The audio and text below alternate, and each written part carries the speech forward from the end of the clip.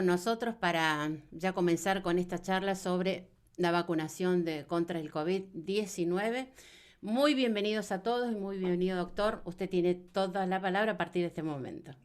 Bueno, muchísimas gracias. Bienvenidos a todos también. Lo que les propongo es que vayamos cargando la presentación y ahí yo les voy a ir comentando un poquito también. No sé quién fue, qué hermano había dicho sobre la epidemiología. Ah, Ricardo. Bien, perfecto. Entonces voy a ir cargando el Power, la presentación, y ahí vamos desarrollando un poquito, si les parece. Bueno, en la charla básicamente le hemos dado en llamar preguntas y respuestas referente a vacunas COVID-19, ¿sí? Como dijo Beatriz, mi nombre es Lambrecht Martín Leandro y yo he realizado posgrados en epidemiología y auditoría médica. En referencia a la pregunta de Ricardo, la epidemiología lo que tiene es que abarca el estudio de la salud a nivel macro, digamos, es decir, a nivel de grupos poblacionales, ¿sí? Generalmente la medicina está enfocada, por ejemplo, en la medicina de consultorio, uno está enfrente de un solo paciente y ahí intercambian, hay un intercambio de relación médico-paciente con una sola persona. En cambio, cuando hablamos de epidemiología, ya hablamos de grupos poblacionales un poco más grandes, ¿sí? Así que, en base a eso, digamos, se pueden sacar distintos datos de poblaciones, digamos, se pueden ir sacando datos estadísticos que pueden servir para después, sobre todo, hacer tareas de prevención más que nada, ¿sí? Y más en relación a esto de los procesos infecciosos, digamos, como ha pasado con lo del COVID. Así que les propongo que empecemos. Lo que vamos a hacer como dinámica es ir viendo una serie de preguntas con las respuestas correspondientes, de las que hemos logrado recopilar y otras que me he tomado yo la tarea de ir agregándolas. Y al final, dependiendo cómo vayamos con los tiempos, tal vez dejemos un pequeño espacio para algunas preguntitas por ahí si surgen, ¿sí? Entonces, vamos a mover un poquito esto. Bien, primero, ¿qué es una vacuna? Es una pregunta que por ahí parece sencilla, pero que muchas veces no tenemos claro cuál es el concepto. Una definición, digamos, sencilla es que son preparaciones que se usan para generar inmunidad contra distintas enfermedades y protegernos en casos de entrar en contacto con el patógeno, ¿sí? Las vacunas lo que hacen básicamente es activar las defensas naturales del organismo para que el organismo aprenda a resistir estas infecciones específicas y se pueda fortalecer el sistema inmunitario. La forma en la que una vacuna hace esto es a través de generar anticuerpos que protegen al cuerpo humano contra estos distintos microorganismos. Pueden ser virus, pueden ser bacterias, y esto contribuye a que se evite la enfermedad o, como en la mayoría de los casos, que se generen manifestaciones leves de la patología. Y otra de las cosas que hace también es contribuir a que la cadena de transmisión se vaya cortando entre persona y persona, ¿sí? Otra de las preguntas que había surgido es, una vez que le colocan la vacuna a la persona, en referencia a las vacunas del COVID, ¿no es cierto? ¿A partir de qué día se empieza a generar inmunidad? Como dijimos anteriormente, y repasando un poco el concepto, la inmunización es este proceso por el cual la persona se hace inmune, justamente de ahí viene la palabra, o resistente a una enfermedad de índole infecciosa, ¿sí? Eso es importante tenerlo en cuenta. Generalmente se hace a través de la administración de una vacuna, ¿sí? Esa es la definición que da la Organización Panamericana de la Salud. Después, en relación a las vacunas de COVID, si bien después vamos a ir viendo que hay varias, lo que nosotros tenemos como datos, digamos, una de las referencias más importantes es la del doctor Anthony Fauci, ¿sí? Que es el director del Instituto Nacional de Alergias y Enfermedades Infecciosas de allí en Estados Unidos, y que básicamente él había declarado a principios de diciembre que la inmunidad completa, o mayormente completa, al virus se va desarrollando aproximadamente entre una semana a 10 días después de que la persona obtiene la segunda dosis de la vacuna. Acá en Argentina, la vacuna que se está trabajando mayormente es la de Rusia, después lo vamos a ir viendo, ¿sí? Que es la Sputnik 5, em, que es una de las primeras justamente que se aplicará en la Argentina. logra aproximadamente una eficacia del 91,4% a los 7 días de la segunda dosis y 28 días después de la primera, ¿sí?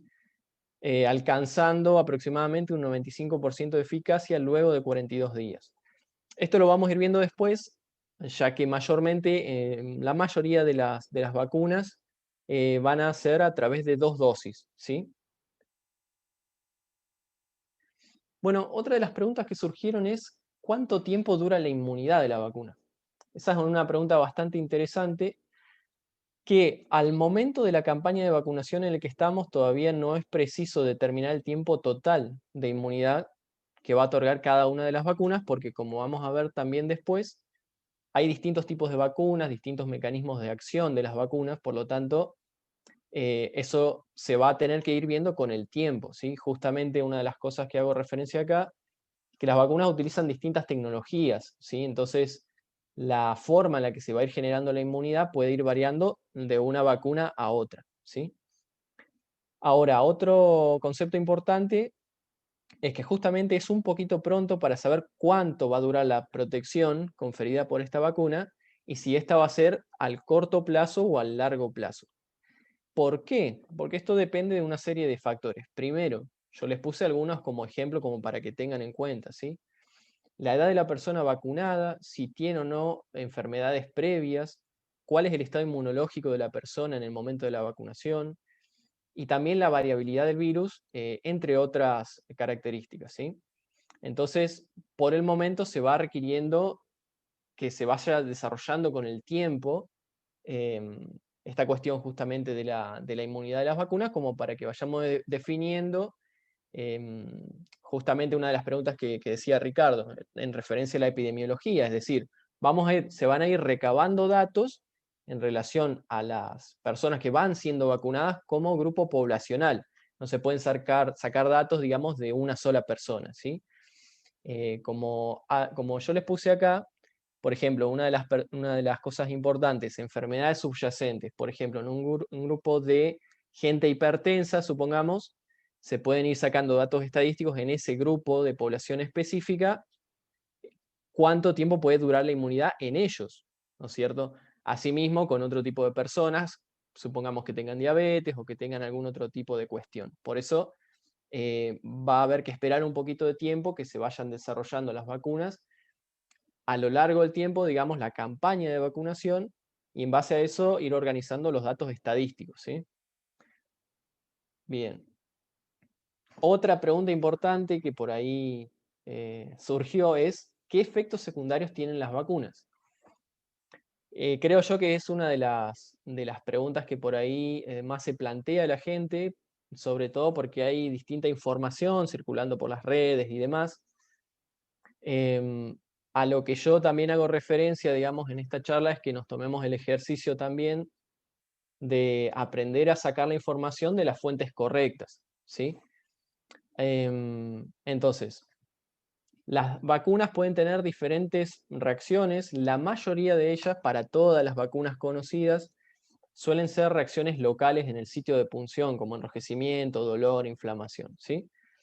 Em, Asimismo, cada vacuna, de acuerdo al componente, al mecanismo de acción y demás, pueden haber distintos tipos de reacciones dependiendo de cada una, ¿sí? Por eso, lo mismo, a medida que se vaya desarrollando la campaña, eso se va a ir viendo, se va a ir colocando en una base de datos, ¿sí?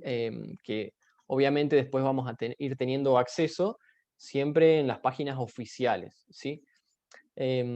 Bueno, es importante también tener en cuenta que hay, dentro de los que están escuchando, hay gente, digamos, de distintos países, entonces es importante que cada uno pueda tomarse la tarea, digamos, de averiguar cuáles son las páginas oficiales para cada país, para cada estado, para cada provincia, ¿sí? Por ejemplo, acá una de los que yo le puse de las fuentes son todas páginas web, digamos, de salud, ¿sí? De salud pública, que puede ser tanto de aquí de Neuquén, que es donde estamos nosotros, como también pueden ser de otras provincias, ¿sí? Pero siempre traten de ver que sean fuentes oficiales. Después, a nivel general, pueden haber otras reacciones. Una de las más comunes en este caso sería lo que se conoce como un cuadro de síndrome pseudogripal. que es básicamente es un cuadro que, como les coloqué ahí, puede dar escalofríos, algo de fiebre. Este tipo de fiebre generalmente no es muy alta, es más bien una febrícula, digamos, como suelen dar los cuadros virales, ¿sí? Artralgias, que significa dolor en las articulaciones, mialgias o dolor muscular. Astenia, que es cuando nos sentimos cansados, digamos, una sensación de cansancio, pero fuera de lo normal, fuera de lo habitual. Como así también, bueno, malestar general y dolor de cabeza, que en medicina se conoce como cefalea, ¿sí? Después, estas son las más comunes. Después pueden haber otras que son un poquito menos frecuentes, ¿sí? Que puede ser náuseas, dispepsia, que es como molestias gástricas. Puede haber un poco de disminución del apetito. Adenomegalia se refiere al aumento o inflamación de los ganglios. Este, pero bueno, estas son mucho menos frecuentes. Después, y vamos a ir viendo en otras diapositivas, otras reacciones pueden ser reacciones alérgicas. De ahí va a ser importante, yo después les voy a comentar, ver qué antecedentes tiene cada uno en referencia a las alergias también, ¿sí? Bien sea alergias de tipo alimenticia o alergias a algún componente de la vacuna o alguna vacuna previa que se hayan colocado. Eso es importante que lo sepan o traten de averiguarlo, ¿sí? Si tienen ese antecedente. De todos modos, lo vamos a ir viendo en otra diapositiva, ¿sí? Y después, ya como otro dato que por ahí mucho menos frecuente, es alteración en los niveles plasmáticos, o sea, en los niveles de sangre, cuando la persona se hace un estudio en sangre de transaminasas, que son las enzimas hepáticas, y creatinina y otra enzima más que tiene que ver con la parte renal, ¿sí? Pero todas estas son las menos frecuentes. Bueno, otra pregunta importante es, ¿podemos confiar en vacunas desarrolladas con tanta rapidez? Bueno, yo lo que les propongo acá, digamos, es que tratemos de ir conociendo un poco cuáles son las fases o las etapas en el desarrollo clínico de las vacunas y que también vayamos viendo el contexto en el que estamos. Una de las preguntas que también se planteaban, digamos, era qué tiempo se había tardado en desarrollar las vacunas previas, digamos, para otros patógenos, y que lo comparásemos con lo que tiene que ver con el desarrollo de las vacunas del COVID. Y el problema con esto es que em, debemos ver justamente el contexto en el cual se está tratando de desarrollar esta vacuna. En este contexto actual, que es un contexto de pandemia, el paradigma, o sea, la forma en la que se investiga cambia totalmente del habitual, que justamente muchas veces lleva meses o incluso años, y las distintas etapas o fases donde se va a realizar, digamos, este tipo de estudios, a veces en estos contextos se puede hacer de manera superpuesta, lo que va haciendo que los periodos se vayan acortando. Básicamente, digamos, estos periodos, estas etapas, apuntan fundamentalmente a evaluar los aspectos relacionados con la seguridad y con la eficacia. La seguridad en relación a si hay o no efectos adversos y la eficacia en relación, digamos, a si cumple con el objetivo que nosotros hemos planteado para la vacuna. ¿Sí? ¿Vamos bien hasta acá? Perfecto. Pulgar arriba si vamos bien. Muy bien. Continuamos. Bueno, otra pregunta interesante. ¿Es seguro ser de las primeras personas en vacunarse? Bueno, en esto también hay una respuesta bastante interesante porque nosotros podemos decir, bueno, la respuesta si conviene o no ser de las primeras personas, básicamente una de las cosas que podemos plantearnos es consideremos el costo-beneficio, es decir, cuál es el costo que nosotros tenemos, ¿sí? Y sobre todo en relación a la población de riesgo, que después vamos a ver cuál es el costo que tenemos por no vacunarnos e infectarse con el COVID o vacunarse, ¿sí? Ya vimos anteriormente algunos posibles efectos adversos leves, digamos, que suelen existir con las vacunas, pero hemos visto que sobre todo en los grupos de riesgo, que ya vamos a ver cuáles son, es donde en esos grupos se da mayormente lo que tiene que ver con cuadros de internación, ¿sí? Y sobre todo internación en terapia, ¿sí? Y eventualmente a veces desenlaces fatales también. Entonces, otra de las cosas es que aquí en la Argentina, por ejemplo, eh, la, como Argentina no ha sido inicialmente, digamos, un país productor, sino que han surgido de otros países, ya la vacuna, digamos, llega con un estudio clínico más avanzado, porque ya ha sido probada en mucha más cantidad de personas, ¿sí? Em, pero yo creo que una de las preguntas que nos tenemos que hacer es, bueno, por un lado tengo algunos posibles efectos adversos, de los cuales ya los hemos charlado, y por otro lado, digamos, y sobre todo en los grupos de riesgo, está el tema de que ese grupo puede llegar a caer a una internación, a una terapia o algo peor. Entonces, por ahí eso es una decisión personal que cada uno lo tiene que ir viendo, evaluando, sopesando en relación a la evidencia que se va dando desde el punto de vista científico, ¿sí? Bueno, otra pregunta que añadimos es si la persona tuvo COVID, ¿se va a tener que vacunar? Bueno, en primer lugar, no hablamos de tener que vacunarse, sino querer, porque por lo menos aquí en la Argentina, en principio, la vacuna es voluntaria y no es obligatoria, ¿sí? Eso ya lo vamos a ir viendo también. Pero en principio no se va a tener en cuenta si la persona tuvo o no COVID para vacunarla, sino que lo que se va a tener en cuenta es si la persona forma parte de la población objetivo definida.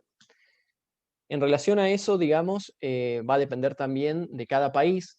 En verdad, yo los datos que tengo son solo los de Argentina, así que ahí también estaría interesante que cada uno pueda verificar en su país qué población ha definido, ¿sí? Cada país justamente que tengan que acceder a la vacuna, ¿sí? Aquí en la Argentina está bien definida y yo después les voy a mostrar más o menos como para que tengan una orientación, ¿sí?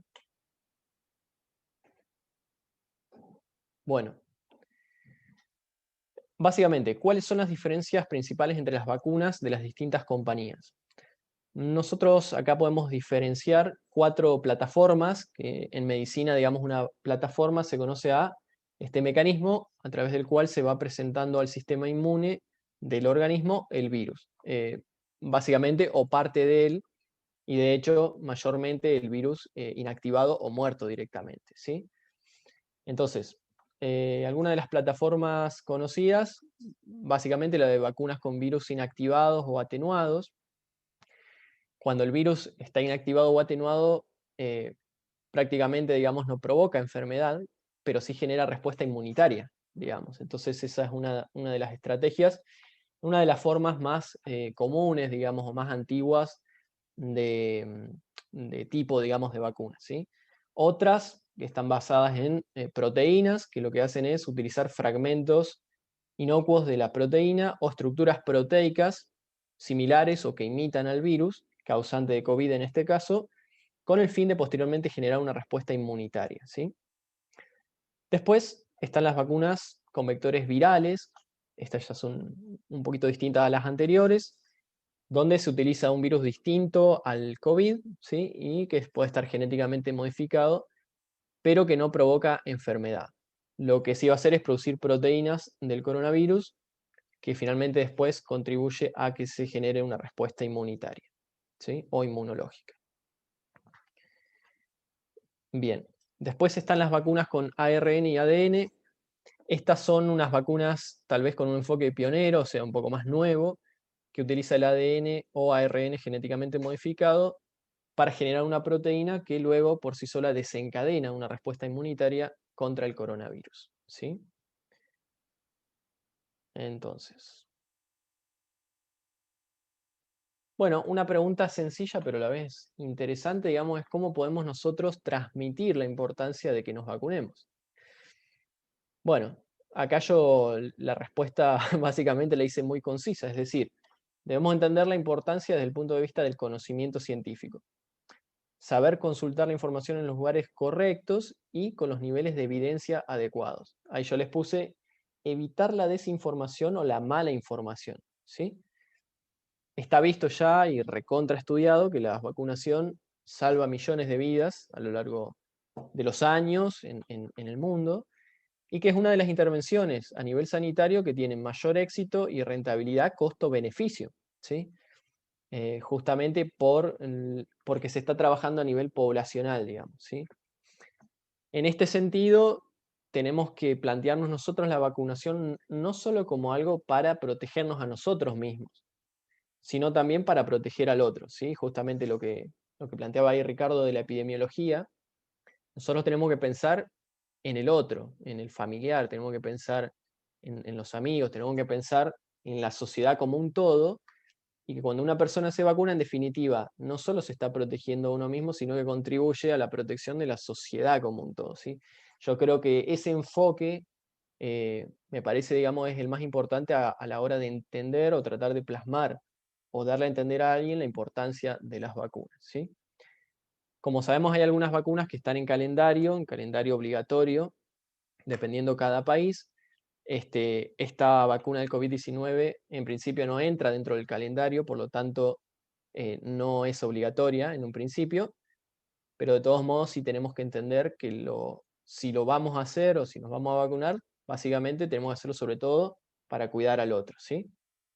Ese sería el concepto de esa pregunta. Bueno, otra pregunta interesante es en las personas con diabetes. Ya vamos a entrar a hablar un poquito de grupos de riesgo en particular. Bueno, a nivel mundial hay una gran cantidad, lamentablemente, de población que padece diabetes, así que es importante la pregunta. Y de los datos, digamos, que hemos visto en los bancos de información aquí en la Argentina, se ha demostrado o ha quedado demostrado científicamente que el COVID-19 se ha presentado con mayor riesgo de hospitalización, complicaciones graves o muerte incluso en individuos que pertenecen a determinados grupos de riesgo, ¿sí? Estos grupos están definidos como los adultos mayores de 60 años, las personas con obesidad, diabetes, que es el grupo que integra aquí la pregunta, enfermedades cardíacas, respiratorias y renales crónicas, personas inmunocomprometidas, entre otras, pero estas son las más importantes. Luego, en mayores de 60 años, tanto la diabetes como la insuficiencia cardíaca fueron los factores de riesgo asociados que se presentaron con mayor frecuencia en ese grupo, y en los menores de 60 fueron la diabetes y la obesidad, ¿sí? En relación a la pregunta, entonces, básicamente, en las personas que están padeciendo diabetes, digamos, constituye la población objetivo o un grupo, digamos, dentro de lo que es la población objetivo para la vacuna de COVID, ¿sí? Bueno, esta pregunta que tiene una respuesta muy cortita es, ¿cuándo se calcula que estaremos todos vacunados? Al momento, como la campaña de vacunación está recién planteándose, recién iniciándose, por lo menos aquí en la Argentina, todavía no es posible determinar el dato sobre cuándo estaremos vacunados todos. Otra de las cosas es definir quiénes serían todos, ¿sí? Como vamos a ver después, y que incluso los he mencionado en la diapositiva anterior, hay ciertos grupos de riesgo, digamos, que en principio se van a ir proponiendo la vacunación ya que va a ser voluntaria, ¿sí? Pero aquí en la Argentina por lo menos se van a ir planteando etapas, por lo tanto no es que en principio no es que se van a querer vacunar todos de una, digamos, sino que van a ser etapas progresivas, ¿sí? Como esto recién está comenzando a nivel campaña, recién se está difundiendo la información y demás, todavía ese dato sobre cuándo estaremos todos vacunados no lo podemos plantear, ¿sí? Bueno, otra pregunta que había surgido, tal vez un poco más técnica la pregunta, pero es válida, y refiere a cuáles son las fases de investigación en una vacuna.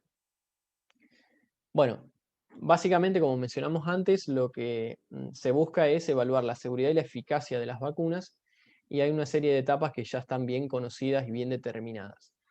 Hay una fase que se llama preclínica, que básicamente lo que intenta es probar la seguridad y la capacidad de producir respuesta inmunitaria, es decir, la seguridad y la eficacia de la vacuna, y que se prueba en animales, ¿sí? Esa es una etapa preclínica que siempre existió. Pero después tenemos la fase 1, 2 y 3. Esta fase lo que van a ser en seres humanos, pero con distintos grupos poblacionales en relación a la cantidad, ¿sí? En la fase 1, estos ensayos se van desarrollando en grupos de aproximadamente 100 personas o menos, siempre en personas adultas, es importante recalcar el dato. Se van a ir probando los datos en referencia a la seguridad y a la capacidad de generar anticuerpos, es decir, a la eficacia de la vacuna. La fase 2 es similar, solamente que el grupo de población es mayor, ya puede incluir grupos de 200, 500 personas. Y luego la fase 3, ya estamos hablando de miles de personas, miles y miles, donde se hacen estudios aleatorios y doble ciego, que básicamente, hablando, digamos así, en palabras simples, significa que las personas no saben si reciben la vacuna o reciben un placebo. ¿sí?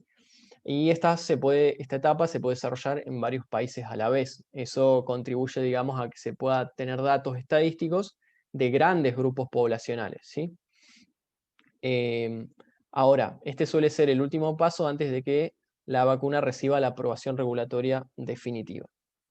Después hay una etapa, luego de que se aprobó, que es una etapa que se conoce como farmacovigilancia, que es donde se continúa, digamos, evaluando tanto la seguridad como la eficacia. Se van anotando, digamos, los datos estadísticos y esto se va desarrollando en todo el tiempo que dure la campaña de vacunación correspondiente, ¿sí? Eso mismo, digamos, se utiliza también con cualquier otro tipo de medicamentos o fármacos, digamos, no solo en relación a la vacunación, ¿sí? Para aprobar un fármaco debe pasar por todas esas etapas e incluso luego de aprobado puede continuar, digamos, durante meses, incluso años, toda la evaluación en referencia a si cumple con el propósito para el que fue diseñada y si produce efectos adversos, cuáles serían, ¿sí? Ustedes saben que después eso queda plasmado, digamos, en lo que se conoce como prospectos, por ejemplo, en los medicamentos. Bien, tenemos aquí otra pregunta en relación a un grupo poblacional que todavía no está definido para las vacunas contra el COVID, que es en los niños, ¿sí? Y básicamente la pregunta estaba planteada como, ¿podrían explicarme por qué los niños con enfermedades preexistentes no están contemplados para aplicarse la vacuna? ¿Acaso no son parte de un grupo de riesgo? Bueno, en principio, digamos, las personas menores de 18 años, aún teniendo factores de riesgo, no van a ser vacunadas. Es decir, esto es principalmente porque la vacuna, repito, estamos recién comenzando con el tema de la campaña y no está siendo probada en menores de 18 años. Es en población adulta en principio, donde se van a ir recabando todos los datos que anteriormente yo les mencioné, que tiene que ver con la eficacia y sobre todo con la seguridad, ¿sí? Ya que obviamente cuando hablamos de la población de niños, estamos hablando de una población distinta totalmente a un adulto, ¿sí? Entonces, por cuestiones éticas y también por cuestiones médicas, en principio este grupo de población no va a estar siendo vacunados. Yo aquí les coloqué por lo menos lo que tenemos como información aquí en la Argentina. En la primera etapa, ¿sí?, de la vacunación van a estar incluidos lo que es el personal denominado esencial, en el sentido básicamente de que serían el personal de salud, las fuerzas de seguridad y en otra instancia también docentes y otros auxiliares, las personas mayores de 60 años y luego personas que tengan entre 18 y 59 años, pero que tengan alto riesgo de presentar formas graves de la enfermedad. Y ahí yo les mencioné estos factores de riesgo, ¿sí? Alguna enfermedad cardiovascular preexistente, diabetes mellitus, enfermedad pulmonar crónica, enfermedad renal crónica o que tengan obesidad mayormente con un índice de masa corporal mayor a 35, ¿sí? Entonces, esta pregunta espero que haya quedado clara, digamos, básicamente con los datos que les he podido compartir, ¿sí? Para este grupo de población. Bien.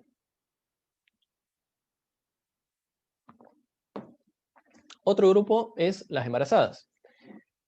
Entonces, la pregunta es, si la persona está embarazada o está dando de amamantar, ¿puede vacunarse contra el COVID? Datos de Argentina, en principio, la vacunación no se recomienda a personas gestantes o que estén amamantando, eso es importante que lo tengan en cuenta, ya que todavía, digamos, no hay estudios de eficacia y seguridad, que eran los que habíamos visto en las etapas anteriores, ¿sí?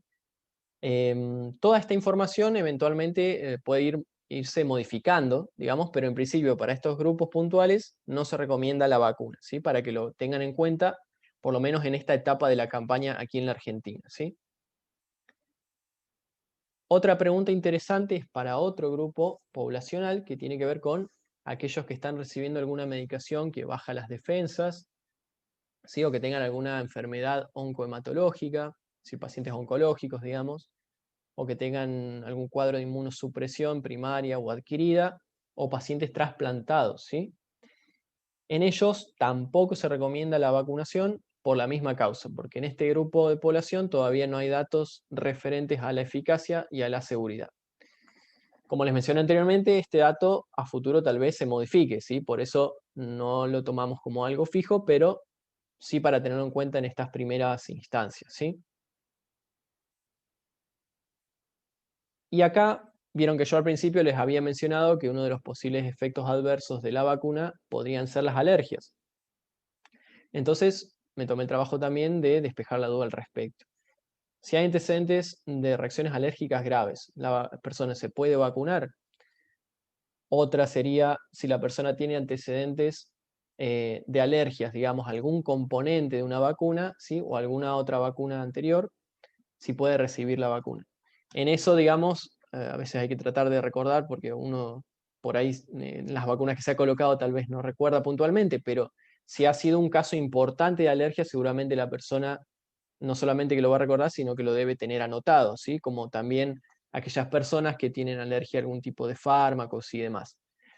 Entonces, para este grupo de personas que tienen estos antecedentes de alergias importantes, no se recomienda tampoco la vacuna contra COVID, eh, en principio, ¿sí? Ahora, ustedes saben que hay distintos tipos de alergias, digamos. Entonces yo coloqué algunos ejemplos, por ejemplo, alergias alimentarias, alergias a medicamentos, a picaduras de insectos y demás, que pueden llegar a producir reacciones graves que se conocen como anafilaxia, ¿sí? O un shock anafiláctico. No sé si habrán escuchado alguna vez, pero básicamente es una emergencia médica que pone en riesgo la vida de la persona porque requiere atención médica urgente. Y requieren fármacos, en este caso adrenalina, digamos, para resolver el caso. Es decir, es un tipo de alergia, digamos, muy importante.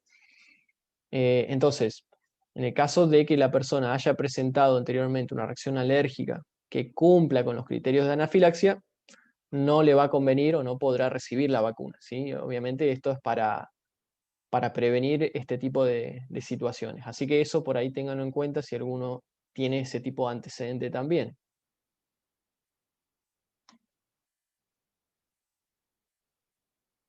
Bueno, la siguiente pregunta. Esto, digamos, dependiendo el tipo, digamos, de cuadro que haya padecido la persona, según los datos que tenemos aquí en la Argentina, aproximadamente el 80% de los casos son ambulatorios, es decir, que no requieren hospitalización, digamos, y que requiere solamente un tratamiento sintomático. Sin embargo, digamos, otros tipos de pacientes tienen cuadros más graves y deben ser tratados con plasma de convaleciente de COVID. Entonces, al momento, lo mismo, digamos, como no hay datos de seguridad y eficacia en referencia a la vacuna en este grupo de población, lo que se recomienda, digamos, al menos es que se posponga durante por lo menos 90 días desde el tratamiento con plasma de convaleciente para evitar la interferencia en la respuesta inmunológica, ¿sí? Es decir, en principio no es que esté contraindicado, pero por lo menos ahí también deben tener en cuenta bien el antecedente de si en esos 90 días previos ha tenido que cursar con este tratamiento de plasma convaleciente, ¿sí? Eso dependiendo de lo que le haya pasado a cada uno o no. Bien, en esta, que bueno, yo creo que lamentablemente por ahí, circulando en internet, hay una información muy vasta, muy amplia, digamos. Entonces, uno de los principales dilemas que ha habido es en relación a la seguridad, ¿sí?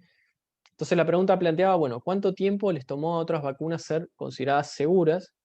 ¿Y por qué se dice que por la gran inversión se van acelerando los tiempos de pasar de una etapa a otra? ¿Sí? Es decir, la persona planteaba que no comprendía, no entendía cómo la mayor inversión, monetaria en este caso, puede acelerar los tiempos biológicos, digamos.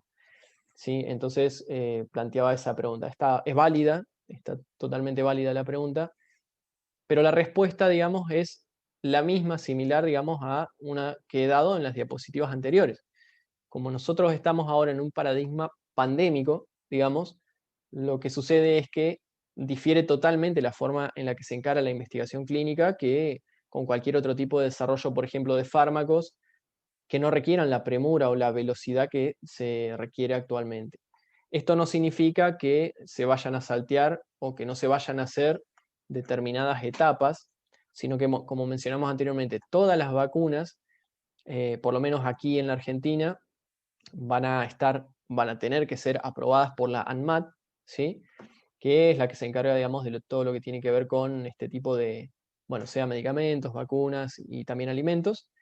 Este, por lo tanto, digamos, no sería razonable Decir, bueno, que porque se haga más rápido no va a ser seguro, digamos, en el sentido de que todas las vacunas, aquí en la Argentina por lo menos, deberán ser aprobadas y fiscalizadas por el organismo competente, que es la ANMAT, ¿sí? Bueno, otra. Por un lado dijimos, ¿por qué debo vacunarme y si es obligatorio? Bueno, el por qué ya lo charlamos un poquito en las diapositivas anteriores, básicamente porque en realidad es un acto de amor, si lo pensamos así, en el sentido de cuidar al prójimo, ¿sí? No solamente de cuidarnos a nosotros mismos. Pero una cosa muy importante sí era la pregunta de si es obligatoria. Aquí en la Argentina, por lo menos a este momento de la campaña, lo que dicen las fuentes oficiales es que no es obligatoria, sino que justamente es voluntaria. Pero bueno, desde el Ministerio de Salud de aquí de la Nación, lo que se trata de abogar, digamos, es de construir, de fomentar que haya aceptación y confianza en las vacunas como una estrategia de salud pública, ¿sí? Como decíamos, no es una estrategia individual, es una estrategia de salud general de la comunidad y pública, ¿sí? Entonces, siempre y cuando, por supuesto, basado en la evidencia científica mejor que se tenga en el momento, ¿sí? Teniendo en cuenta, digamos, los antecedentes previos de otras vacunas que han salvado un montón de vidas, ¿sí? Bien. Otra de las preguntas, básicamente, ¿cuáles son las vacunas más importantes o que lideran contra el COVID? En esta pregunta, puntualmente, básicamente, hago referencia a las vacunas aquí en la Argentina, porque se están desarrollando un montón de vacunas, dependiendo si estemos en Europa, Norteamérica, etcétera, van variando, ¿sí? Ahora, las tres más importantes que se están planteando aquí en la Argentina, como vemos, según la información oficial de la ANMAT, hasta el momento, digamos, se ha autorizado la inscripción de la vacuna Pfizer, ¿sí? Por un lado. Después, eso fue el 22 de diciembre del año pasado. El 23 de diciembre, también por resolución del Ministerio, la que se autorizó con carácter de emergencia fue la vacuna, la Sputnik, ¿sí? Que es por ahí la que más se está escuchando aquí en la Argentina, que es la que está desarrollada por el Centro Nacional Gamaleya de Epidemiología y Microbiología de Rusia, ¿sí? Esa es la que en principio se está utilizando aquí en la Argentina, pero también sí se sabe, digamos, que el 30 de diciembre del año pasado también, la ANMAT autorizó la inscripción en el registro correspondiente de la vacuna de AstraZeneca, ¿sí? Son distintos laboratorios. Bien. Bueno, un poco en relación a lo que tenía que ver con alguna diapositiva anterior, ¿qué contiene la vacuna? Si contiene anticuerpos, si contiene la sustancia que mata el virus, preguntaba ahí la persona, o si contiene el virus. Como ya les mencioné anteriormente, habían 4 plataformas principales, ¿sí? Entonces los volvemos a repasar, que son las vacunas con virus inactivados o atenuados, las que están basadas en proteínas, las que están basadas en vectores virales y otras un poquito más nuevitas, que son aquellas vacunas que tienen ADN o ARN, ¿sí? De todos modos, más allá de las diferencias de los mecanismos de acción, la idea es que todas ellas, digamos, tengan, es muy probable, similares características en cuanto a eficacia y a seguridad, que en definitiva es lo que estamos buscando más allá del mecanismo de acción puntual de la vacuna, ¿sí? Bueno, para ir terminando, aquí en Neuquén, que es donde estoy yo, donde estamos nosotros, no todos, obviamente, de los que están escuchando, porque obviamente hay gente de otros países y demás, de otras provincias, por supuesto, pero lo que tenemos aquí en Neuquén, para los que son de esta provincia, en referencia a la campaña de vacunación. Yo les dejé aquí la página oficial, digamos, y como ven, como la vacuna es voluntaria, lo que se va a ir armando es un registro. Entonces uno, al acceder a esa página oficial, en principio vieron que habíamos charlado los grupos de riesgo. El primero, por ahí queda un poquito chica la letra, pero el primer grupo dice en las personas que tienen más de 60 años y se quieran vacunar, lo que deben hacer es ingresar a esa página, les va a aparecer, digamos, el símbolo del acceso al registro, ustedes hacen clic ahí y ya van a poder cargar sus datos para que posteriormente, desde el sector de salud correspondiente, vayan coordinando el tema de la vacunación, ¿sí? Después acá le puse otra que es en relación a lo que tiene que ver con el personal de salud, pero eso ya justamente es para ese tipo de población. Estos dos son los que actualmente se están llevando a cabo la vacunación en Neuquén puntualmente, ¿sí? Aquí en la Argentina. Bueno, después algunos conceptos finales, ya como para ir cerrando. Otra de las cosas que se plantea a veces la gente es, bueno, luego de aplicarse la vacuna, ¿qué hacemos? ¿Podemos dejar de utilizar el tapaboca, tener contacto social, así nomás? ¿Cómo es el tema? Bueno, en principio no. Es decir, tenemos que tener esa conciencia de prevención fundamentalmente. Eh, no es la idea pensar de que como ya está la vacuna o ya va estando la vacuna, listo, volvemos a la cuestión como era antes. No, en principio por ahora no, por el momento pandémico, epidemiológico que estamos pasando, ¿sí? Todavía la cosa sigue, por lo tanto hay que continuar usando el tapabocas o el barbijo, dependiendo de lo que cada uno pueda disponer. Procurar mantener la distancia física de los 2 metros, la higiene de manos, el alcohol en gel, alcohol al 70%, lo que tiene que ver con la limpieza y desinfección de las superficies, ¿sí? De contacto habitual mayormente, y la ventilación de los ambientes, ¿sí? Y entonces, los cuidados que tenemos que seguir teniendo son esos. Y por otro lado, otra de las recomendaciones sería evitar las multitudes, los espacios cerrados. Y en cuanto a lo que tiene que ver con el tema del transporte público, tratar en lo posible de evitarlo, siempre que se pueda, por supuesto, y tratar de manejarse más en automóvil, moto, bicicleta o algún otro tipo de transporte, puede ser caminando también, para evitar más que nada las aglomeraciones de multitudes, ¿sí? Bueno, otra de las cosas en la que quiero hacer hincapié, nosotros como médico, por lo menos yo, lo que he visto es que ha habido una disminución importante en lo que tiene que ver con los controles, ¿sí? Ha pasado mucho que tal vez por miedo, los pacientes, digamos, que tienen alguna enfermedad preexistente, diabetes, hipertensión y demás, han dejado de concurrir a las consultas anuales o semestrales, dependiendo, digamos, de cómo tengan que ser, con sus médicos de cabecera. Entonces, una de las cosas en la que tenemos que hacer hincapié es, bueno, estamos en un momento epidemiológico específico, pero aquellas personas que tienen alguna enfermedad preexistente como diabetes, hipertensión y demás, por favor continúen realizando los controles de seguimiento. Esto es muy importante porque justamente vamos a ir viendo que, perdón, como ya vimos, estos grupos de población que tienen factores de riesgo son aquellos que, valga la redundancia, corren más riesgo de que terminen hospitalizados, sea en internación general o luego incluso en terapia. Entonces, procuremos que si hay alguien, digamos, en la familia que ustedes conozcan o ustedes mismos que padecen alguna de estas situaciones crónicas, traten en la medida de lo posible, tomando las medidas de precaución como el barbijo, lavado de manos, el uso de alcohol y demás, pero traten de seguir haciéndose los controles correspondientes, ¿sí? Es muy, muy importante que la enfermedad de base se mantenga bajo control, ¿sí? No solo por la situación del COVID, sino por la enfermedad propiamente hablando. Entonces, tengan cuidado con eso y traten de seguir haciéndose los controles, tomando las medidas correspondientes de seguridad y demás. Bueno, otra de las cosas que planteo siempre yo como médico es el tema de mejorar hábitos alimenticios.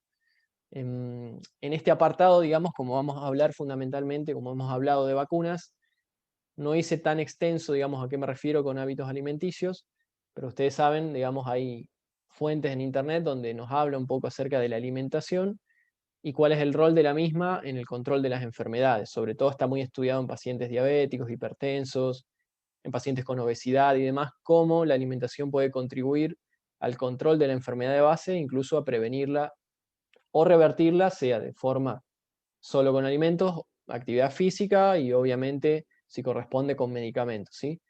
Entonces es una parte en la que a veces no hacemos hincapié. Muchas veces la persona tiene una enfermedad de base, por ejemplo, diabetes, hipertensión, pero no cuida la parte alimenticia, sino que solamente está confiada en los medicamentos. Entonces, no nos confiemos solo en el medicamento, no nos confiemos solo en la vacuna, tratemos de ir viendo esa parte de los hábitos alimenticios. Y otra cosa que coloqué, dependiendo por supuesto las posibilidades, el contexto particular de cada uno, es el de mantenerse activos, que es un poco actividad física, que va de la mano con cuidar la salud mental. Una de las cosas que se ha visto también en relación con el tema del COVID es que el encierro, digamos, el estar inactivos, el estar desconectados de la sociedad y demás, ha traído aparejado también una serie de problemas a nivel mental, sobre todo en las personas, es decir, sensación de depresión, de angustia y demás. Entonces, mantenernos activos en la medida de lo posible, siempre viendo las posibilidades de cada uno, por supuesto, de acuerdo al grupo de edad de cada uno, al grupo etario. Bueno, tratemos de mantenerlo lo más activos posible. Y en relación a lo que tiene que ver con el contacto en sociedad, bueno, sabemos que por ahí eso está un poco restringido, lamentablemente, pero hay vías nuevas, es decir, está Internet, hay distintas plataformas, distintas redes sociales, si se quiere, donde nosotros tenemos la posibilidad hoy por hoy, como no existía antes, de poder mantener un contacto con otro, porque aunque sea por un audio, aunque sea por un mensaje, por escrito, lo que fuera, puede contribuir, digamos, a que la persona no se sienta tan sola tampoco, ¿sí? Entonces, traten también de no desconectarse desde ese punto de vista, ¿sí?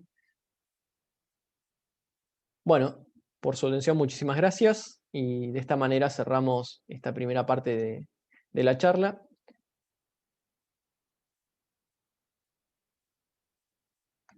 Los dejo ahí con Max y Beatriz para que continúen. Buenas noches a todos.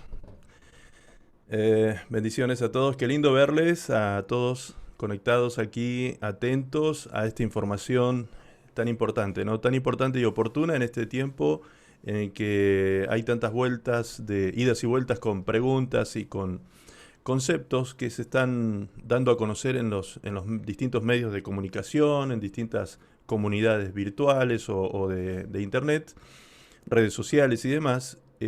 Han producido un efecto que en comunicación precisamente se habla de este tema de la sobreinformación, que era lo que hablaba recién el doctor, la sobreinformación que produce desinformación, en definitiva.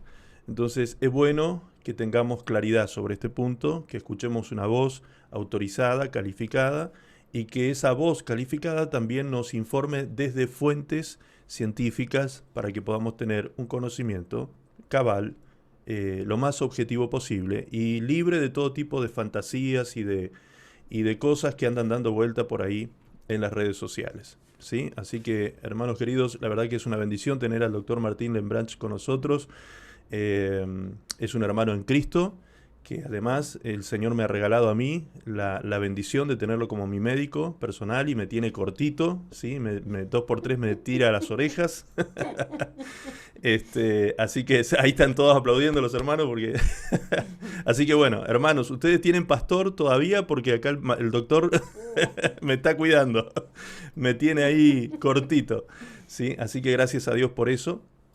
Realmente Martín es un regalo de Dios para mi vida y creo que hoy también se ha convertido en un regalo de Dios para la iglesia, ¿sí? Nos ha bendecido mucho con esta conversación, con esta charla, muy clarita, muy bien fundamentada, argumentada, ¿sí? Y finalmente a mí me gustaría, desde mi punto de vista, obviamente, o sea, ustedes saben que yo soy muy cuidadoso por ahí para dar información. Yo no me meto en temas que son científico-médicos, o sea, por eso es que invito a una persona calificada para que nos dé una información seria, certera sobre este punto. Ahora, obviamente, hay una parte que me toca a mí, ¿sí? Hay una parte que me toca a mí como pastor, que es la que yo sí conozco desde el punto de vista teológico, bíblico, y es el hecho de que una de esas teorías que andan dando vuelta por ahí, que han echado mucha duda sobre todo este tema, han planteado ciertas teorías conspirativas en este tiempo con respecto a las vacunas, es que la vacuna viene a ser, algunos lo han dicho abiertamente, que es el plan del anticristo para sellar a las personas. Entonces, saliendo del plano científico, plenamente científico, ¿sí? Que acabamos de escuchar con mucha claridad, yo también quiero llevar tranquilidad a todos los hermanos y que ustedes sepan que eso no tiene nada que ver, nada, absolutamente nada que ver con este plan de vacunación, con un sello del anticristo o cosas semejantes. Y se los voy a explicar rápidamente. Cuando la palabra de Dios dice que esto va a ocurrir, ¿sí? También dependiendo de la interpretación que se da del texto apocalíptico, porque hay algunos intérpretes bíblicos que son preteristas y no creen que estos sean acontecimientos futuros, sino acontecimientos que ya pasaron. Entonces, pero entendiendo desde el punto de vista de nuestra doctrina aquí en la iglesia, que esto será un hecho futuro, ese hecho futuro, dice el libro de Apocalipsis, que será obligatorio, ¿sí? Y ya el doctor nos dejó claro que esto no es obligatorio, así de sencillo, esto es voluntario. Sí va a ser moralmente obligatorio, obviamente que va a ser moralmente obligatorio, como el doctor nos dejó claro, que esto es de alguna manera cuidar al otro, es un acto de amor. Me gustó mucho esa frase que acuñó recién Martín, de que esto es un acto de amor, es un acto del cuidar al otro, y que justamente cuando cuidamos al otro se produce lo que, no sé si es técnico el nombre, pero se produce lo que se denomina inmunidad de rebaño, ¿sí? Cuando se logra esto de la inmunidad de rebaño, todos de alguna manera quedamos protegidos. O sea, cuando yo lo hago aún por proteger al otro, termino protegiéndome yo mismo, ¿sí? Y esto también es muy importante entenderlo. Aquel famoso marca, sello del anticristo, cosas así que algunos andan dando vuelta por ahí con estas falsas informaciones en internet, no tiene nada que ver con esto. Porque aparte nosotros no estamos en ese tiempo profético que habla allí Apocalipsis. Es un tiempo futuro. En el caso de los que interpretamos que son eventos futuros que van a acontecer, no es un evento que va a acontecer en este momento, ¿sí? En este momento. Así que a mí me gustaría llevar tranquilidad a toda la comunidad, a todos los hermanos, que tengan tranquilidad desde el punto de vista teológico, bíblico, profético, si quiere, y también desde el punto de vista científico, ¿sí? Desde el punto de vista científico es importante.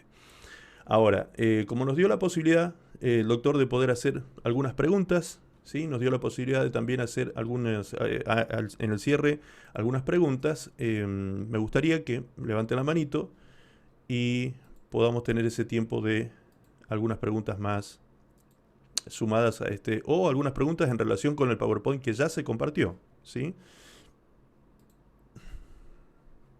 Todo muy clarito. Ok, Ricardo, abre tu micrófono, por favor.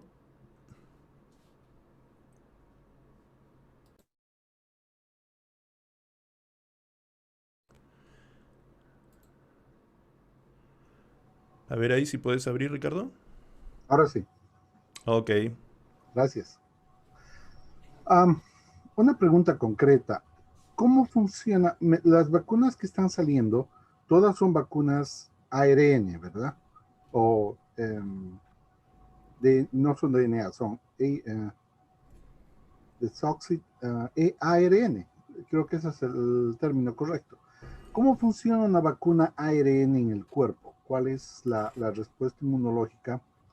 Y mucha gente, y lo he escuchado en muchos lugares, tienen miedo por el nombre ARN. Aquí inclusive, yo vivo en Estados Unidos, americanos que han comentado el hecho de que ARN se refiere al sistema genético.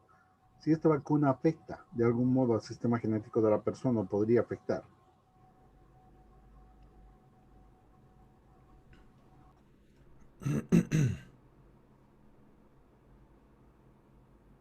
Sí, Ricardo. En principio, digamos, no sé si recuerdan, ahí mismo del Power, donde planteamos las distintas plataformas de vacunas que habían. En principio, recuerden que no son todas de ARN ni ADN, digamos, sino que están las de virus vivos, perdón, de virus atenuados, digamos, ¿sí? O inactivados. Después están las proteicas y estas que son más nuevas, digamos, de ARN, como usted planteaba. Una de las cosas que se escuchaba o que se planteaba por ahí es que pudiera producir alguna alteración, digamos, a nivel genético en la persona que pudiera ocasionar algún efecto adverso. ¿Eso sería la pregunta, Ricardo? Sí, concretamente porque, según lo que tengo entendido, la Pfizer y también Moderna, que son las vacunas que están sacando acá en Estados Unidos, son vacunas ARN. Correcto. Entonces, no conozco mucho de su funcionamiento y tampoco, y bueno, sí, ese es el concepto.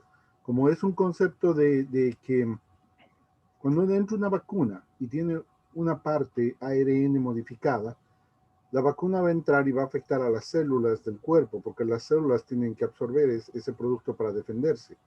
Entonces, Claro. ¿eso podría afectar al cuerpo? ¿Cómo funciona eso? Si es... No, claro, está bien, está interesante, digamos, la pregunta porque sé que también, digamos, uno de los miedos, de los temores que circulaba por ahí es justamente si podría producir una alteración a nivel del ADN, pero se planteaba, o yo por lo menos lo que lo he escuchado, tipo teoría conspirativa.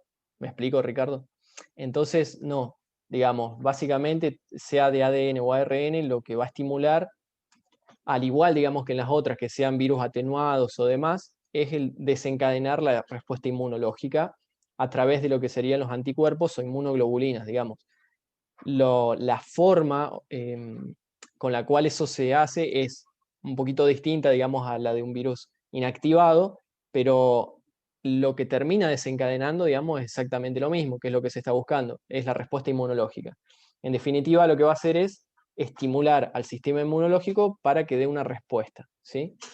Em, y en principio, te digo, Ricardo, todas las vacunas que van surgiendo y que se van aprobando, justamente están siendo fiscalizadas y aprobadas por organismos, digamos, de renombre.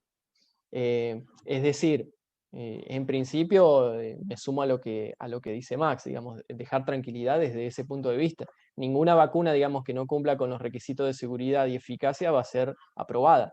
Y fíjate, Ricardo, también que, no sé si lo has leído vos o si lo han leído el resto, pero hay una gran cantidad de vacunas, digamos, que están proponiéndose. Sin embargo, las que están siendo aprobadas, por lo menos aquí en la Argentina, digamos, por la ANMAT, hemos visto que habían 3, o sea que son, digamos, contadas con los dedos de la mano, ¿no es cierto? Eh, Sin embargo, la vacuna con mecanismo de ARN, lo que ocurre, digamos, es que no es un poquito más nuevo, ¿no es cierto? Y no tan conocido por la gente, digamos, pero desde el punto de vista científico es totalmente válido. No sé si más o menos aclaró.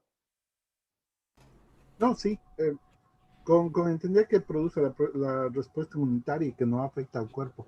Es que era una pregunta que da vueltas por todas partes, Sí, entonces era sí. necesario aclararlo. Sí, será necesario también ir evaluando, digamos, a lo largo de la campaña de vacunación justamente los posibles efectos que vayan surgiendo, efectos adversos, ¿no es cierto?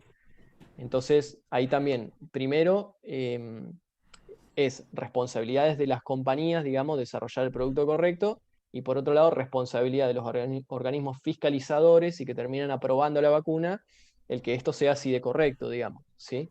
Entonces, las vacunas que finalmente terminan siendo aprobadas son, y está clarito, digamos, que va a tener la eficacia y la seguridad correcta, si no directamente no tendrían que ser autorizadas, y no son autorizadas justamente, ¿sí? Eso para que quede claro eso. Y otra cosa que les digo, Ricardo, en relación a tu pregunta y para que tengan en cuenta el resto, traten de ver información de las plataformas oficiales, información científica.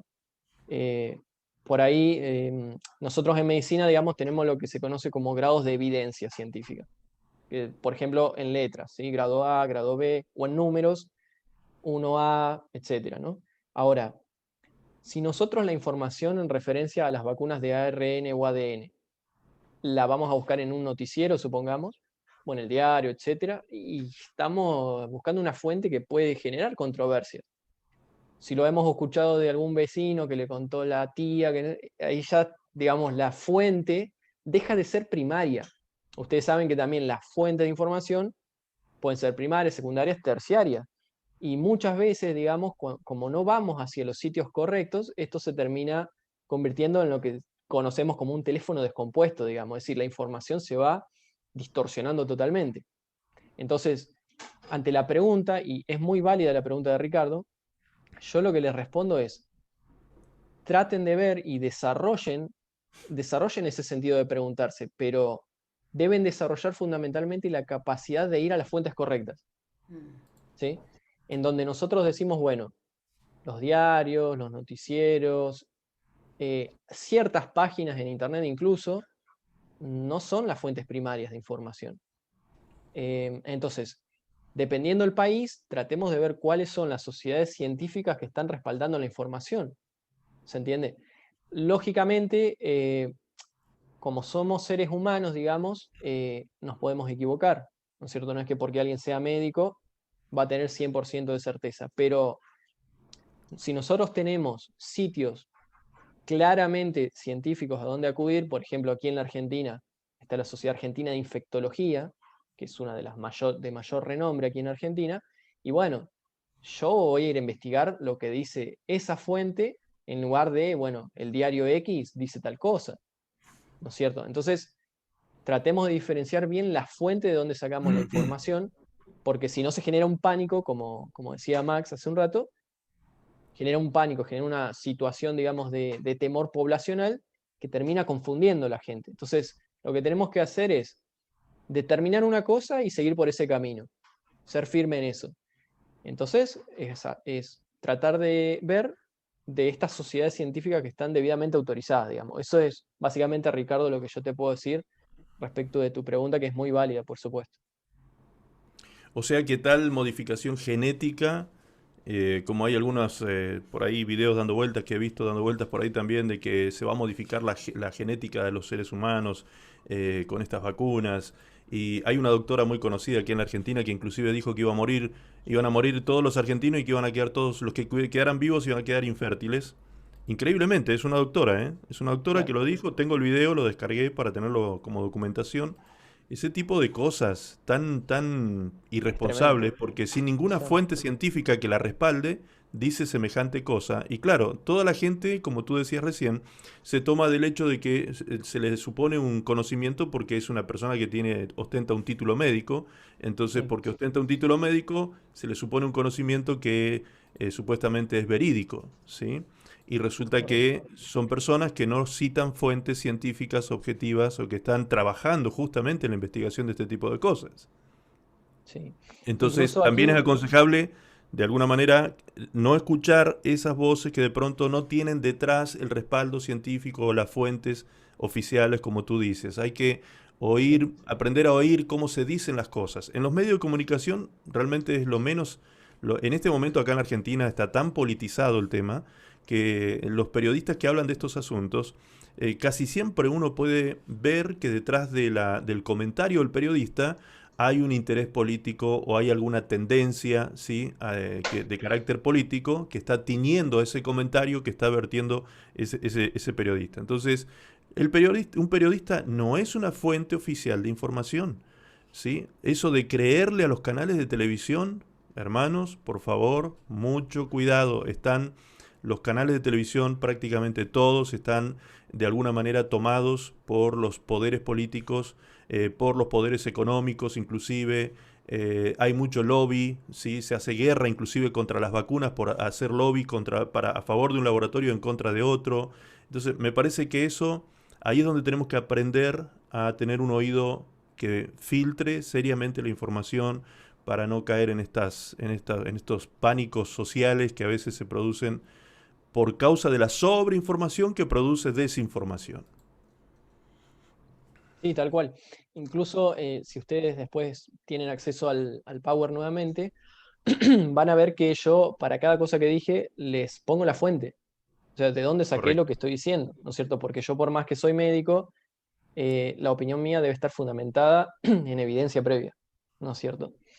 correcto. Entonces es muy importante que eso lo tengan en cuenta. Así que bueno, gracias Ricardo por la pregunta.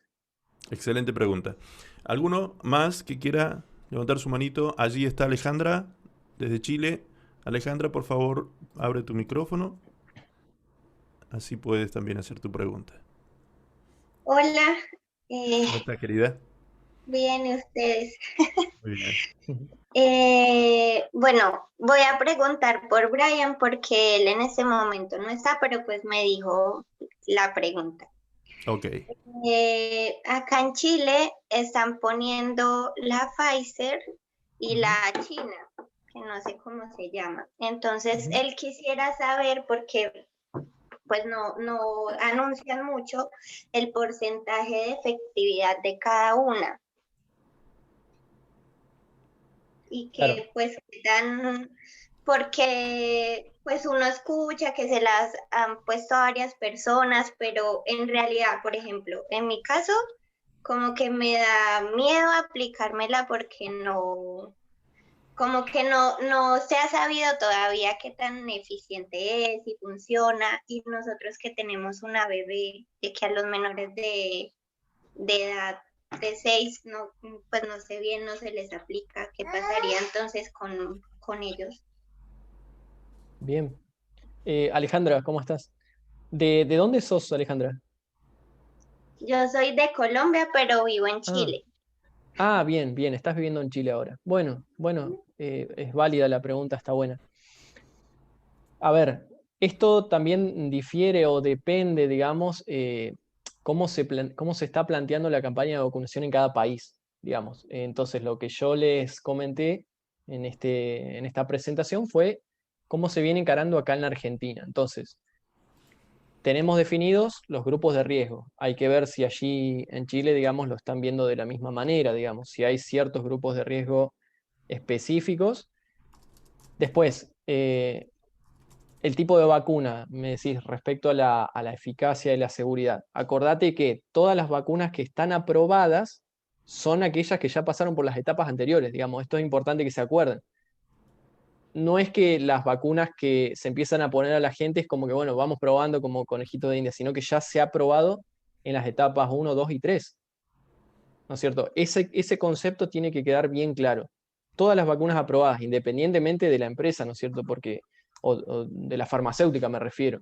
Eh, Independientemente de eso, digamos, todas las vacunas que previamente fueron aprobadas ya fueron fiscalizadas, digamos, por el organismo competente de cada país, de cada provincia, digamos. Por lo tanto, el objetivo final, más allá de los porcentajes, esto es importante, porque el dato puntual, digamos, respecto de cada vacuna, no lo tengo acá porque no lo hemos explayado en la presentación, ¿sí? Pero más allá de los porcentajes, es importante el concepto general que tengan todos de que toda vacuna que se comienza ya en la campaña ha sido aprobada, porque pasó por las etapas anteriores. ¿Se acuerdan de esas etapas que hemos charlado? La fase 1, la fase Sí, 2, la fase 3, ¿sí? Martín, si me permites, tengo una página de Clínicas de Chile donde Vale, informa precisamente el porcentual de efectividad de cada vacuna. Dice, bien, AstraZeneca se convirtió en la cuarta compañía farmacéutica que da a conocer estos datos, tras Pfizer, que anuncia un 94% de eficacia, Moderna un 95% y el Instituto Gamaleya de Rusia con la Sputnik V con un 92%. bien. Buenísimo. Eso, digamos, como dato numérico, por así decir, podríamos decir que lo podemos tomar por válido. Pero más allá del número, es importante que ustedes se acuerden de las etapas. O sea, cómo se llega a probar un medicamento, cómo se llega a probar un fármaco, cómo se llega a probar una vacuna. Debe pasar por las etapas anteriores. Entonces, la vacuna que va a llegar a Chile es una vacuna que previamente pasó por las fases anteriores. ¿Se entiende, Alejandra, eso? ¿Sí? Entonces, si vos me preguntás a mí y vos decís, bueno, ¿cuál me pongo? ¿La Pfizer o la...? Esa pregunta yo no te la puedo responder. En primer lugar, porque no estoy abogando por ninguna farmacéutica, digamos, ¿no es cierto? Sino que Claro. lo que nosotros debemos comprender es todas las vacunas aprobadas son válidas, ¿sí? Y no, después, otra cosa, como racionamiento lógico, no va a haber mucha diferencia, digamos, de eficacia y seguridad entre una y otra. Primero porque algunos de los mecanismos de acción son muy similares, digamos. Y después porque la población que se ha estudiado para pasar la fase 1, 2 y 3 debe ser un número mínimo para todas las vacunas. ¿Se entiende? Entonces, todas las que terminan aprobadas, sí o sí ya pasaron por las etapas anteriores. Eso como para cerrar la pregunta, digamos. Y otro dato interesante también me parece que habría que sumarle ahí es que eh, cuando las vacunas pasan primero por estas fases que tú acabas de explicar, pero además de eso, también después los organismos, los entes reguladores, en el caso de la Comunidad Europea tiene su ente, en el caso de Estados Unidos tiene el suyo, Sí, ellos justamente van a comprobar de que lo que el laboratorio informa es realmente así. Y en el caso de correcto.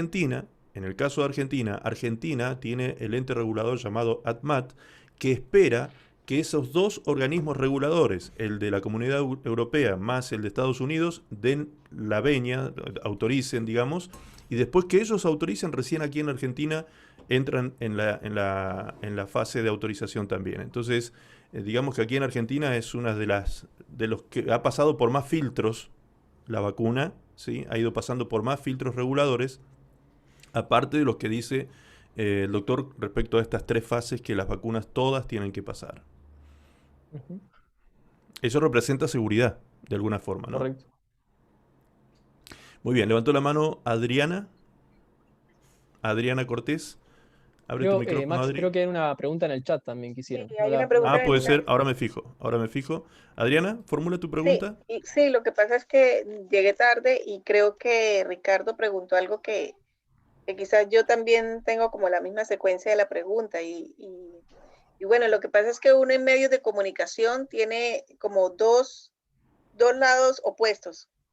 Y uno que me llama la atención es el de Médicos por la Verdad de España, y que tienen algunos que se han agregado a ese movimiento, que están en contra, digamos, de todo la forma en que se ha llevado a cabo el tema del coronavirus.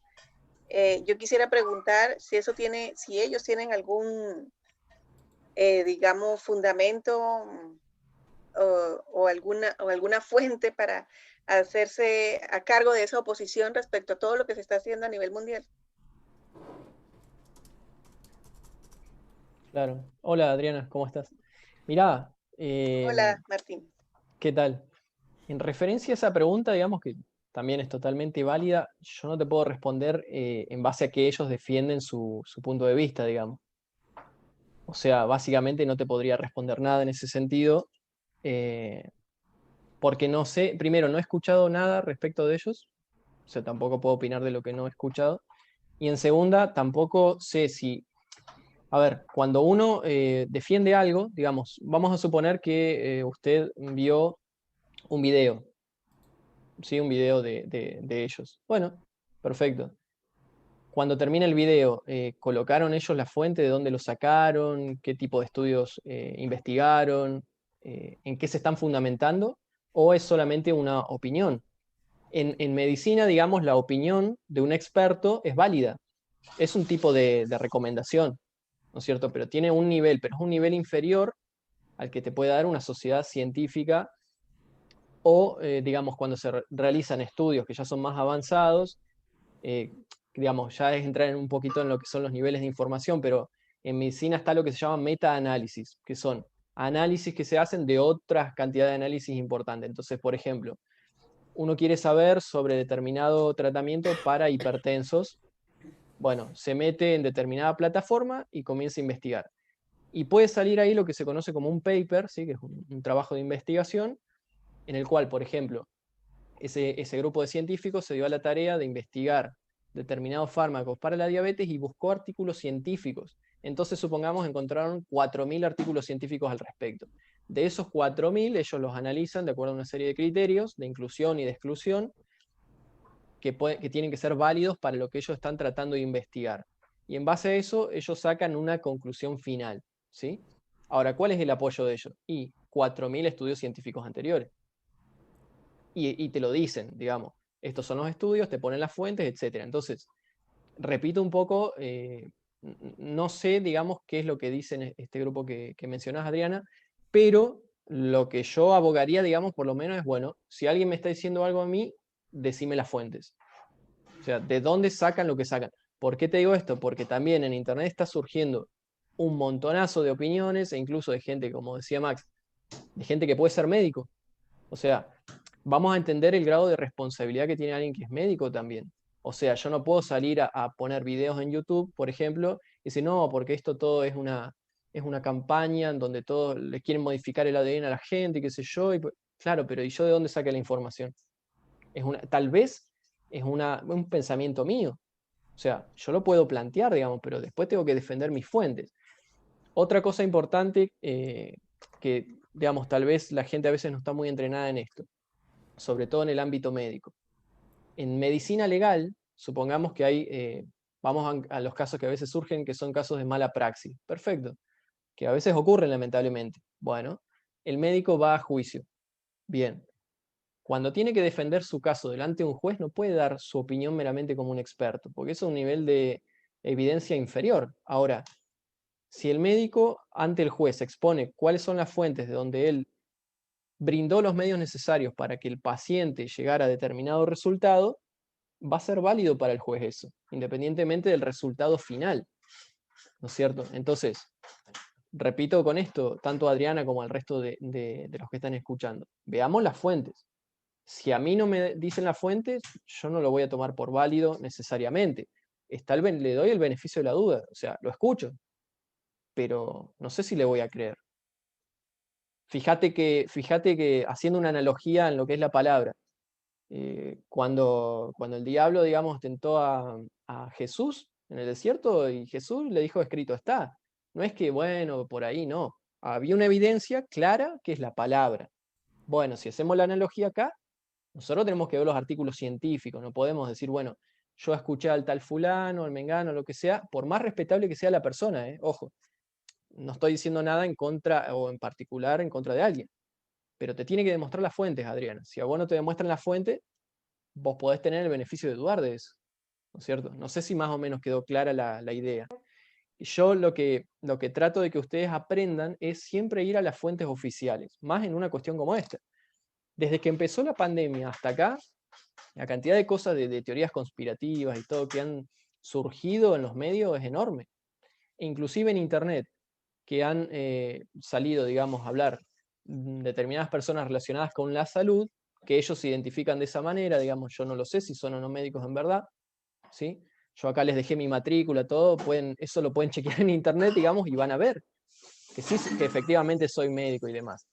Pero la información que nosotros brindamos como médicos nunca es algo tipo llanero solitario.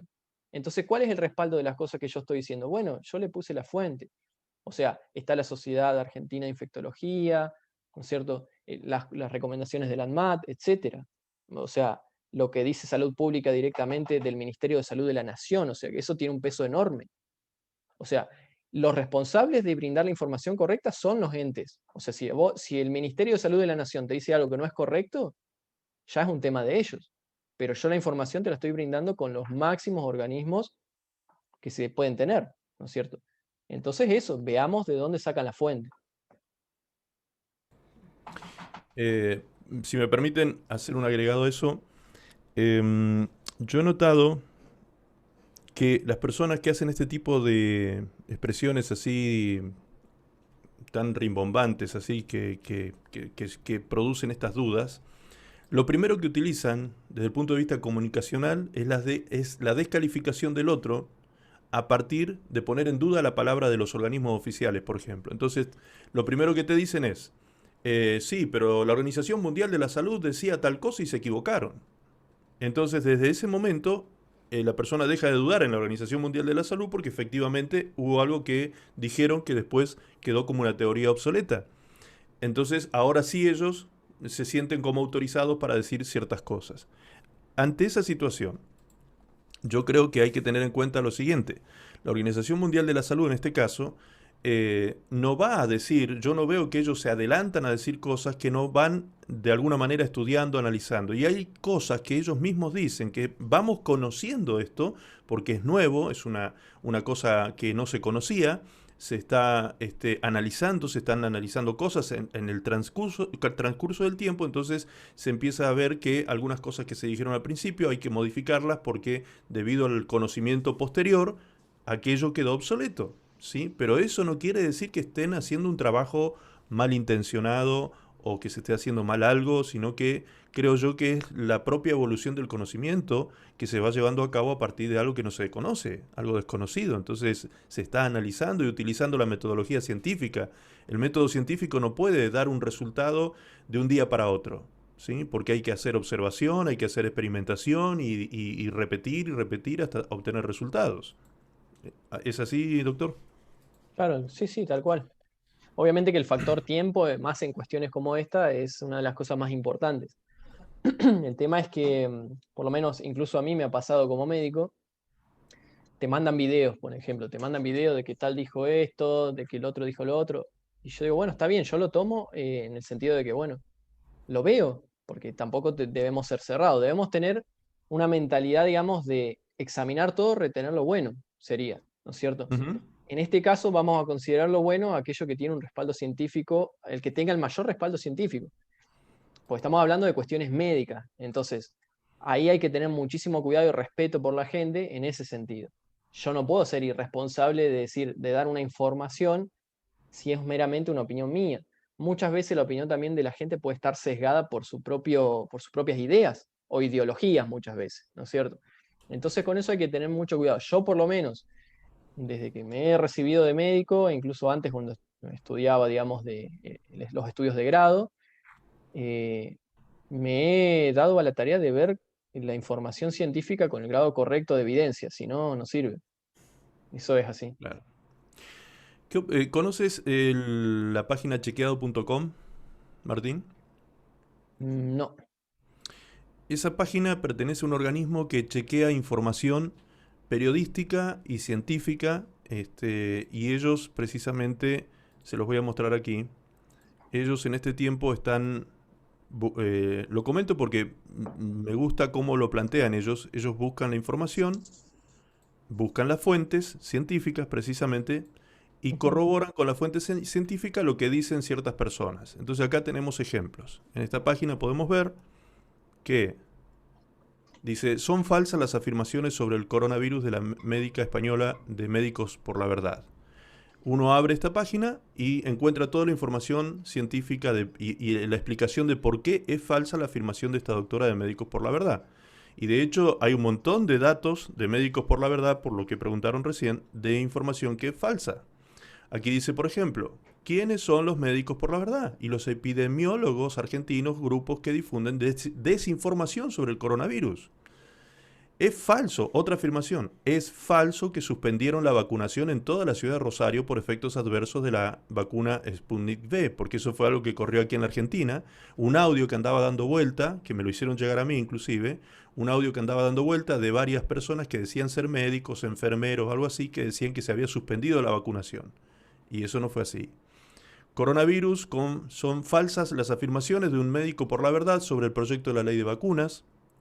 Vacuna del coronavirus, cuáles son las principales desinformaciones que circulan en las redes sociales. Aquí pueden ver ustedes ese tipo de información.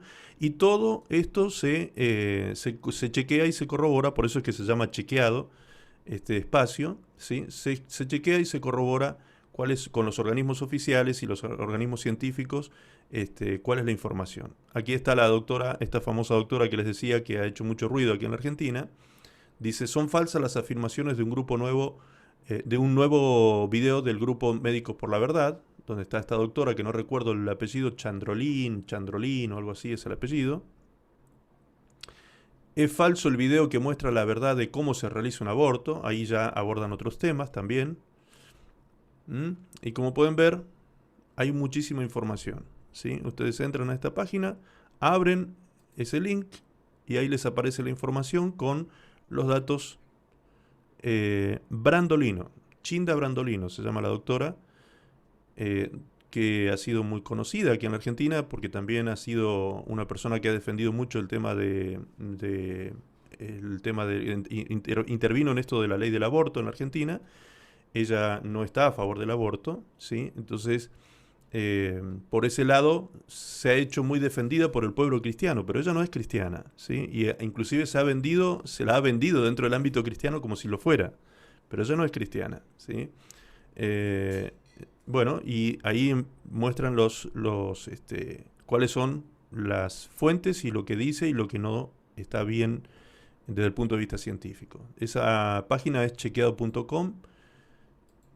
Por ahí sería bueno que también la tengan en cuenta. Analicen y confirmen si lo que dice también esa página es cierto en la fuente que ahí envían a las fuentes de información. Entonces también es interesante tenerlo en cuenta.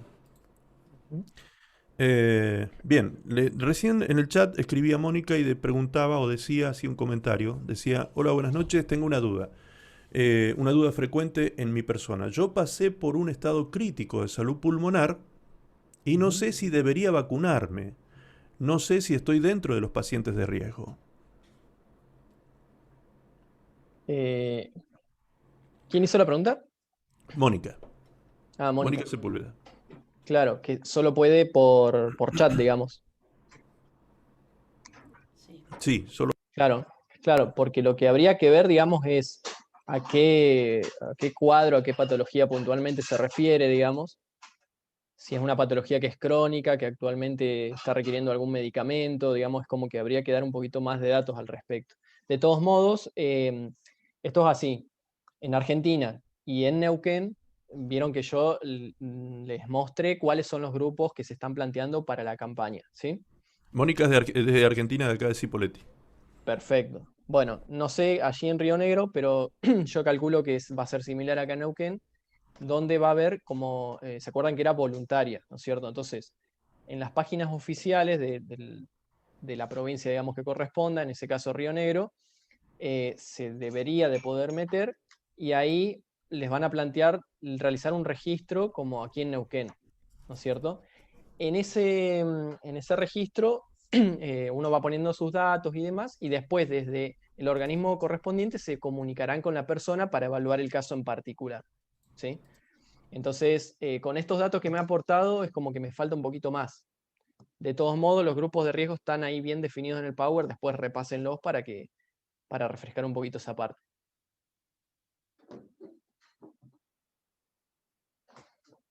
Muy bien. Aquí estoy abriendo la página que tú mencionas de la provincia de Río Negro. Se puede ir a la página rionegro.gov.ar y allí está en primer plano la noticia sobre la vacunación del COVID-19 en Río Negro. Entonces desde ahí ya pueden ingresar a los links de información y demás. Está toda la información aquí aparentemente. Para Mónica, ¿sí? Es rionegro.gov con B corta, .ar. Muy bien. Levantaba la mano también Roberto, de Bolivia. Roberto, abre tu micrófono. Gracias, pastor. Muy, muy feliz de la explicación, muy científica y además muy respaldada, tiene fuentes científicas buenas. En eso estoy muy de acuerdo. Solo quería hacer una pregunta personal, particular, práctica, ¿no? Aquí se ha hablado mucho de, bueno, los organismos que están en contra de la vacunación a nivel mundial. Están haciendo propagandas contrarias, otros, bueno, hasta han hecho campañas. Aquí en Bolivia se ha dicho, si quieren que nos vacunemos nosotros, primero tienen que vacunarse todos los del gobierno y los médicos, y recién nos haremos vacunar nosotros, ¿no? Porque hay tanta cosa contraria que está saliendo. Pero bueno, mi pregunta solamente es personal, para el doctor, ¿no? Yo tengo 74 años, este año voy al 75. Cuando llegue la vacuna a Bolivia, no sé, yo creo que ya tendré, se dice que más o menos va a medio año más allá, va a llegar. Entonces, yo ya enfermé con COVID, ya pasé el COVID y tengo de enfermedad de base diabetes. La pregunta es, ¿debo vacunarme? Claro que ahí se ha dicho de comienzo, es voluntario. Si uno quiere se vacuna, si no, no. Pero por salud, ¿cuál es el consejo? ¿Tengo que vacunarme? ¿Debo después de ya haber pasado el COVID? Es la pregunta. Gracias. Bueno, Roberto, gracias por la pregunta. En relación a la pregunta, está ya explayado, digamos, en el Power, digamos. ¿Se escucha, Roberto?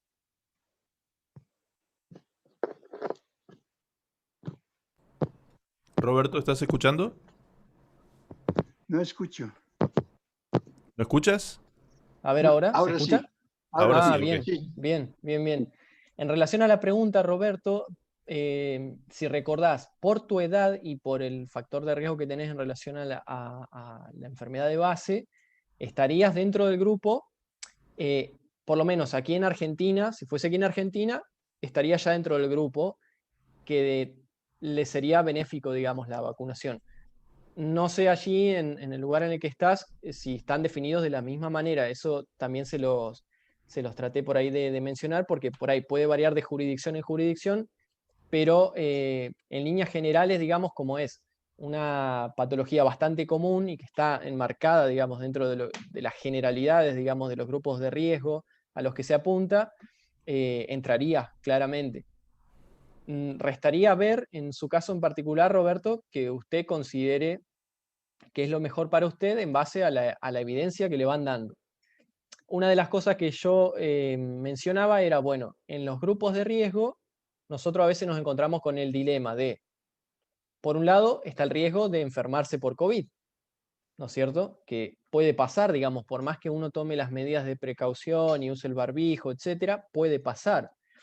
Y en el grupo de riesgo de más de 60 años y con alguna enfermedad de base, pueden haber complicaciones, ¿no es cierto? Pueden haber como pueden no haber, ¿no es cierto? Acá las estadísticas en Argentina hablaban de que el 80% de los casos totales no diferenciaban entre si eran diabéticos o no, o qué edad, pero el 80% de los casos no requerían hospitalización. El 20% restante sí.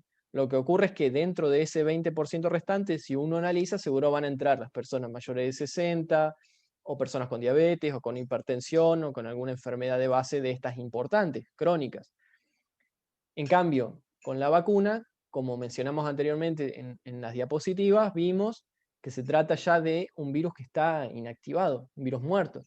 Lo que va a buscar generar es una respuesta inmunológica, o sea, fortalecer al cuerpo, digamos, fortalecer al sistema inmunológico.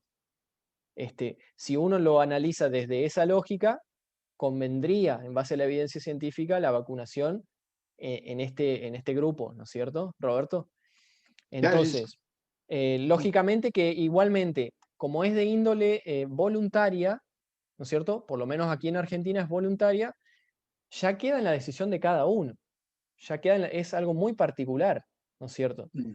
Pero en base a la evidencia científica, lo que te puedo decir es que si uno pesa entre la vacuna con un virus que ya está muerto o la infección con el virus que está vivo, por lógica, digamos, uno va a apuntar a que es mejor la vacunación, ¿no es cierto?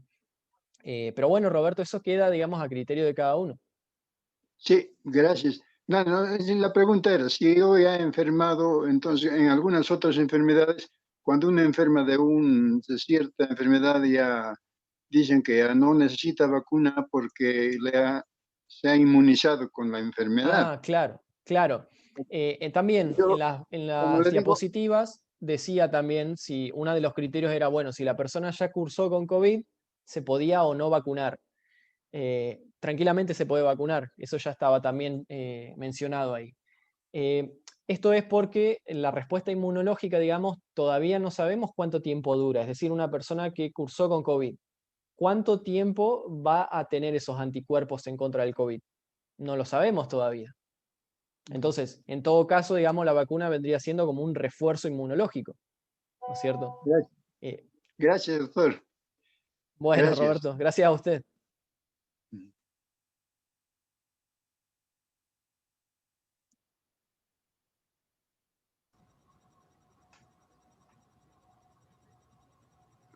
Gracias. Tengo otra pregunta, doctor. Eh, yo tengo algunas estadísticas de Bolivia, que es mi país de origen, y por lo que más o menos son estadísticas extraoficiales, pero son de una fuente muy fidedigna. De un 100% de casos, un 80% han sido leves, no han necesitado hospitalización y han sido controlados en el hogar. Un 18% han sido casos moderados que han visitado al doctor pero han vuelto a su hogar y solamente un 2% han necesitado hospitalización de emergencia. Si consideramos más o menos esos porcentajes, el porcentaje de emergencia de la enfermedad, o sea, de que podría llevarte a un problema que tengas que ir al hospital, es un 2% del total de la población. En algunos casos más, en algunos casos menos. Me imagino que en Argentina también deben tener estadísticas parecidas. Pero a lo que me voy es a lo siguiente. He conocido personas que se han reenfermado con COVID, o sea, han tenido una segunda infección de COVID. ¿Ustedes tienen alguna estadística de esto?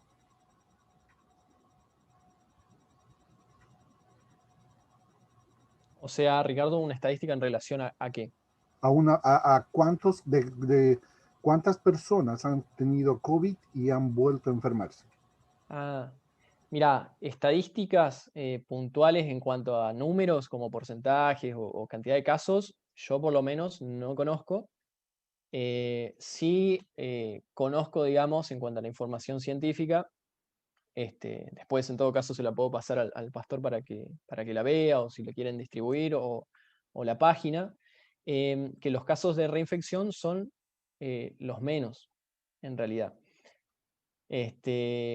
Lo que ocurre, digamos, es que también, como las reinfecciones por COVID es algo justamente tan nuevo, digamos, que todavía se está evaluando, digamos, por ejemplo, a partir de qué día se podría llegar a dar una reinfección por COVID, ¿no es cierto? Porque puede surgir el caso de que una persona, vamos a suponer, vamos a suponer que ya cursó con COVID, ¿sí? Ya pasó por el aislamiento, vamos a suponer que fue ambulatorio, bueno, estuvo en su casa, hizo el tratamiento y demás. Pasaron los días de cuarentena correspondiente, que dependiendo, digamos, la información, pueden ser 10 a 14 días. La persona realiza el tratamiento ambulatorio y se curó. Perfecto. Esa persona que había tenido PCR positivo, digamos, para el COVID, ya ahora, luego de haber cursado su cuarentena, puede salir a la sociedad, a la comunidad, obviamente con las medidas de prevención y demás, ¿cierto? Bueno, y vamos a suponer que a los 20 días comienza con algún síntoma. Le falta el olfato, le falta, bueno, ¿se trata realmente de una reinfección o se trata de algún síntoma tardío tal vez de la misma infección inicial, aunque esa persona ya haya hecho su cuarentena realmente? ¿No es cierto? Y por otro lado se planteaba el hecho de que las personas que ya cursaron, digamos, con la infección, el tema, digamos, de la reinfección deberían pasar por lo menos mínimo 45 días. Esto es la información que yo tengo, digamos, que he leído de las fuentes científicas. Porque puede pasar, digamos, de que la persona, digamos, tenga dudas si por tener algún síntoma se ha reinfectado, ¿no es cierto? Se haga el PCR y tal vez le dé positivo.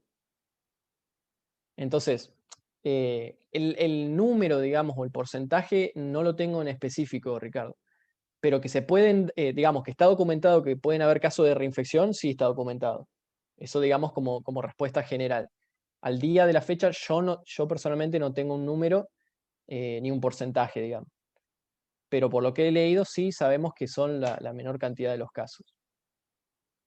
Después también otra cosa, Ricardo, habría que ver, ya analizar desde el punto de vista epidemiológico en qué grupo etario se podría llegar a dar mayormente una reinfección, ¿no es cierto? No es lo mismo una persona tal vez joven, sin ninguna enfermedad de base, que una persona con más años, diabético e hipertenso. Estamos hablando de distintos grupos etarios. Por lo tanto, también es un poquito temprano como para dar números demasiado certeros en referencia al tema reinfección.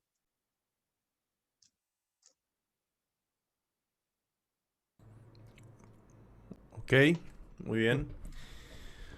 Perfecto, muy bien. No sé si quedará una más. Podemos hacer una preguntita más y ya vamos terminando.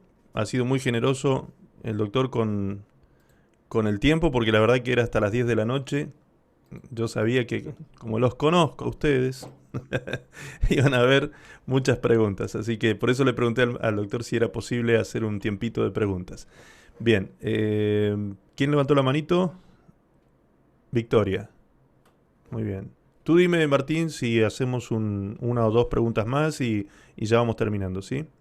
Depende No de sé ti si más que además nada. de Victoria alguien más había levantado la mano, si no cerramos Diego de con España, Victoria. Victoria de Chile y Diego de España.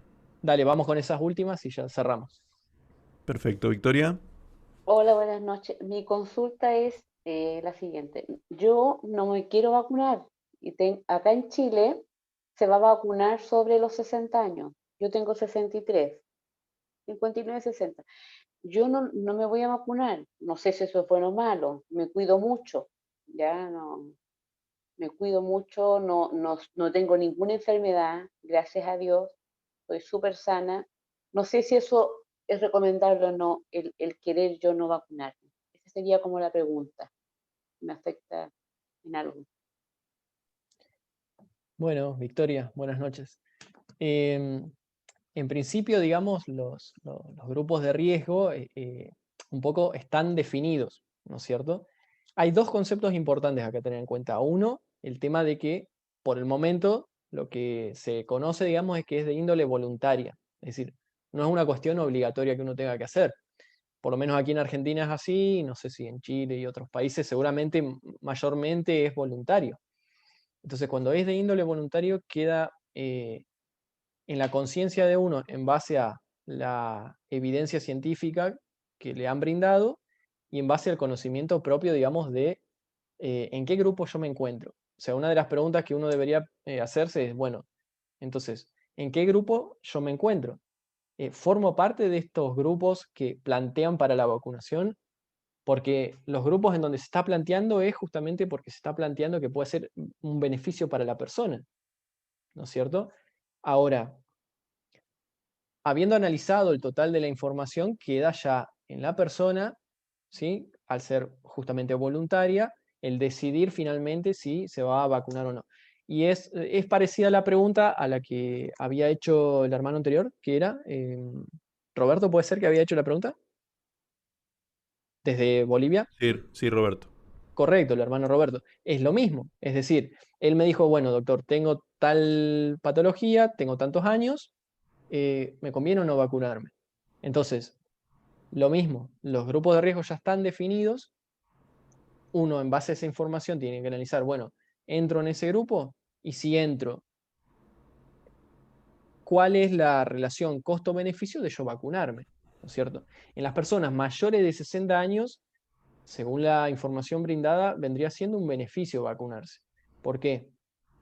Porque es mejor estar expuesto a un virus que está muerto y que lo que único que te hace es generar una respuesta inmunológica a encontrarte con el virus verdadero y que te genere, digamos, una internación o una internación en terapia o algo peor. Entonces, no en todos los casos una persona, a ver, puede pasar que la persona tenga 60 años y que tenga diabetes y que de repente estuvo en contacto con el COVID y no terminó internado en terapia. Puede pasar, pero esos son los casos, estadísticamente hablando, los menos, ¿no es cierto? Entonces, todos los grupos que quedaron definidos, justamente es porque la evidencia sugiere, por lo menos, que va a ser un beneficio la vacuna. Así que, Victoria, queda en usted, digamos, terminar de definir si le conviene o no, digamos. Pero bueno, estos son los datos. Muy bien. Parece que Diego ha estado muy interesado en la charla porque son las 3 de la madrugada casi en España y, ¡Wow! y allí está atento y queriendo hacer una pregunta ya también desde España. Dieguito, abre tu micrófono, por favor.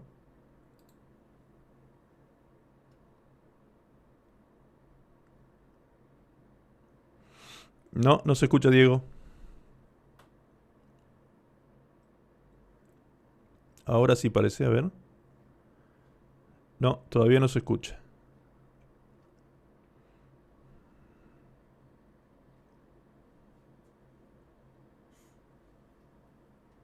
Si no, también puede ser que la escriba en el chat y la puedes leer, Max. También, sí. Podría ser como para ayudarlo a Diego. No sé. A ver si lo puede solucionar. Si no, lo puedes escribir en el chat, Diego. Bien. Entonces, amados, ya llegando a la conclusión de esta conferencia y de alguna manera también una conferencia abierta porque nos ha dado la posibilidad el doctor de poder compartir preguntas. Yo quiero agradecer personalmente y en nombre de la iglesia, Martín, queremos agradecerte. Es una bendición que puedas compartir con nosotros esta información.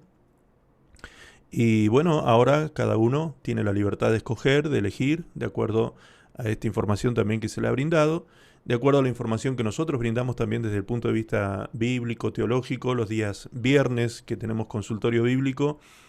Allí tratamos temas que tienen relación con esto también desde el punto de vista bíblico, para que la gente se saque de la cabeza todos esos fantasmas conspiracionales que andan dando vuelta por ahí, que lo tiñen de algo bíblico, pero realmente está basado en cosas que están en interpretaciones erróneas.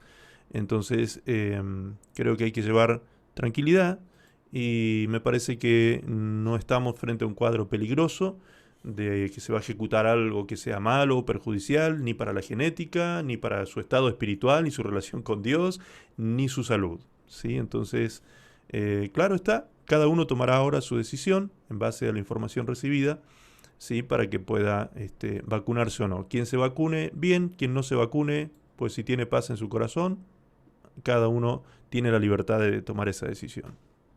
No sé si Diego ha podido solucionar el tema del audio.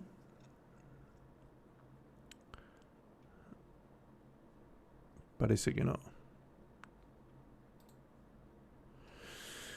Bueno, muy bien. No entra ninguna pregunta de Diego en el chat tampoco, así que ahí está Diego, ahí entró la pregunta. Diego de España dice: soy diabético, ¿es bueno para fortalecer el sistema inmunológico tomar vitaminas? Bueno, bien, bien, Diego, una buena, interesante pregunta. En primer lugar, bueno, habría que ver si se ha realizado algún examen de laboratorio, tal vez, para el dosaje de vitaminas. No tiene mucho sentido tomar vitaminas si nuestros niveles son los adecuados o los óptimos, ¿sí? Eso varía mucho incluso de país en país, porque una de las cosas que se ha visto con el tema del COVID es el tema de la vitamina D. No sé si han escuchado, pero se ha planteado mucho el tema de la relación entre la vitamina D y el sistema inmunológico y demás. Pero los niveles, digamos, pueden variar de provincia en provincia, de país en país, dependiendo también los niveles de sol que hay en cada lugar. Es decir, por ejemplo, en España, digamos, en determinado lugar, en determinado sitio, puede ser que haya sol o luz de sol durante casi todo el año. En otros países como Finlandia o algo por el estilo, o en países más del sur, como por ejemplo la Argentina, no tenemos una exposición durante todo el año, todo el tiempo al sol. Y depende también qué nivel. Entonces, lo que yo recomendaría en principio es hacerse algún dosaje de vitaminas, como para ver las principales al menos, a ver cómo están. Eso primero. Y después, lógicamente, una de las cosas que yo les había puesto en la presentación, digamos, es el tema de la alimentación, ¿sí? Que es a veces algo que dejamos pasar por alto y que juega un papel muy importante en el control de las patologías de base, ¿sí? En el caso de las vitaminas, digamos, también seguramente contribuyen, digamos, a mantener un sistema inmunológico, digamos, un poco más fuerte, ¿sí? No cabe duda de eso, pero, digamos, siempre tiene que tratar de estar de la mano, digamos, de hacerse algún chequeo de laboratorio como para corroborar. Muchas veces, digamos, la gente puede estar tomando algo que tal vez no necesita. Entonces, en principio, hacerse algún chequeo de sangre y verificar. Si ve que los niveles están bajos, debe charlarlo con su médico de cabecera también, que es el que conoce, que lo conoce puntualmente al paciente, conoce su contexto, conoce qué es lo que está tomando y qué es lo que no, ¿no es cierto? Porque también hay cosas que tienen interacciones. Entonces, eso es muy, muy personal, ¿sí? Pero esas dos cositas, primero hacerse el análisis y luego charlarlo con su médico personal o que está tratando, digamos, la patología de base, ¿no es cierto? Muy bien, perfecto. Creo que han quedado claros los conceptos. Martín, una vez más, muchísimas gracias. Muchísimas gracias por tu aporte, por tu generosidad.